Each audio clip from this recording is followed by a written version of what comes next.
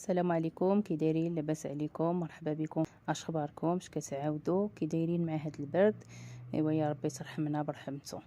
اليوم ان شاء الله واحد الوصفه اللي هي زوينه بزاف، كناكلوها في الزنقه وكيبغيوها الوليدات، وقلت علاش لا ما نجربهاش عندي في الدار.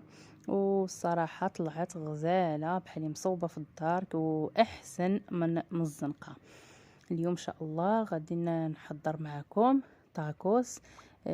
كيجي بنين وكيجي زوين، كيجي غزال وصحي، يعني فيه الطريقه ديالو سهله وما كيحتاجش واحد الصعوبه بزاف، يعني غير المقادير دابا انا نشاركها معكم. واليوم ان شاء الله غادي نحضر معكم هاد الطاكوس، ودابا نخليكم مع المقادير وطريقه التحضير. بالنسبه للمقادير كنحتاج واحد 3 ديال البصيلات متوسطات الحجم، كنقطعهم او كنفرمهم بهذه الطريقه هذه. درتهم في المقلاة ديالي، غنضيف لهم الزيت قياس نصف كأس ديال الزيت نباتيه. وبالنسبه للحشوه كنحتاج كفته، المقدار اللي يقدكم نتوما وعلى حسب الاشخاص. كذلك الصدر ديال الدجاج قطعته بهاد القطع صغيره. بالنسبه للتوابل كنحتاج الابزار والسكينجبير، الملح، الخرقوم، المعدنوس كذلك، وهذا الفرomاج كيعطيه واحد البنه اللي هي زوينه بزاف. بالنسبه للبصيله ديالي من بعد ما تشحرات هانتوما كما كتشوفوا، يعني غادي نخليها حتى تشحر، عاد غادي نضيف عليها الصدر ديال الدجاج. غادي نخلي الصدر ديال الدجاج كيتشحر مع البصله، وغادي نضيف له التوابل، الابزار، سكينجبير، الملح، الملون كذلك والخرقوم. وغادي نجانس هاد المقادير، غنخلطهم مزيان تيتجانسوا بعضياتهم صافي. وغادي نخلي الصدر ديال الدجاج حتى يطيب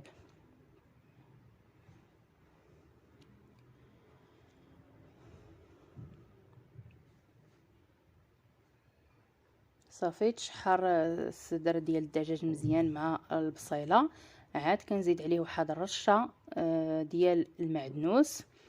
المعدنوس ما كنديروش قبل باش ما كيتحرقش، كنديرو حتى الاخر باش كيخلي واحد النكهه ديالو وكيبقى اللون ديالو اخضر ما كيتحرقش.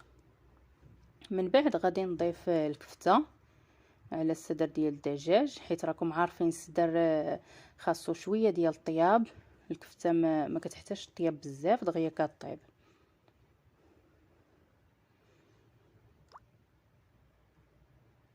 صافي غادي نخلطها مزيان مع هاد الصدر والبصله تنجانسهم بعضياتهم، وغادي نخليهم حتى يطيبوا مزيان.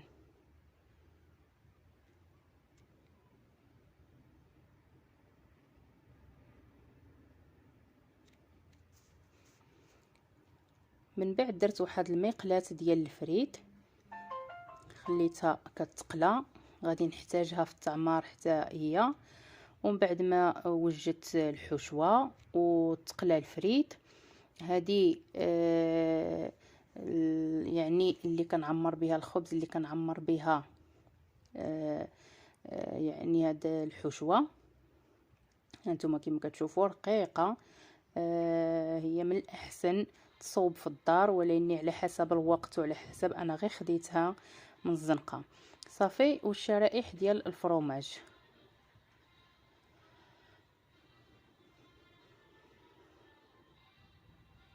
يعني هاد الورقه زوينه حتى هي بحال اللي كتصوبيها عندك في الدار. غادي ناخذ الورقه الاولى وغادي ندير فيها تقريبا 2 معالق حتى ل3 ديال الحشوه اللي وجدت، الصدر ديال الدجاج والكفته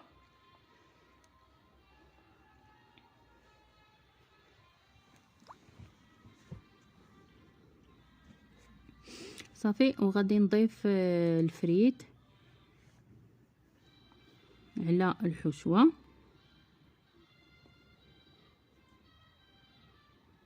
كما كتشوفوا. صافي غادي ناخذ كذلك الشريحه ديال الفرomاج وغادي نضيفها فوق الفريد، وغادي ناخذ الثانيه الاولى غادي نديرها بهذه الطريقه هذه، وغناخذ الثانيه الثانيه وغادي نحاول نجمعهم بهذه الطريقه كما كتشوفوا.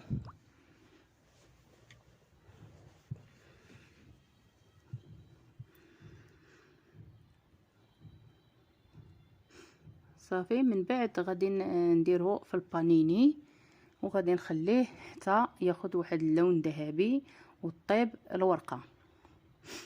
غادي كذلك نعمر معكم الثانيه. ضفت الحشوه نضيفها بهذه الطريقه على شكل طولي، نضيف فوق منها الفريد صافي بنفس الطريقه، وكذلك نضيف لها الشريحه ديال الفرomاج.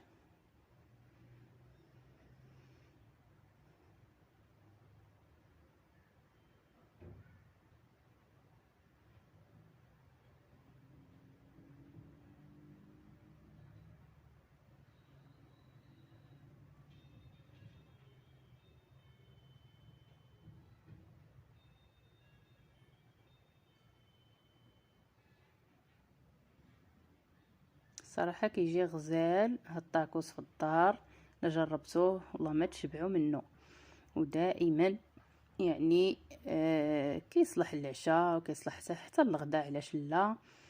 وشي حاجه ديال الدار راكم عارفينها كتكون صحيه وكتكون بنينه وكتصوبوها بيديكم وكتعرفوا المقادير وشنو دايرين فيها.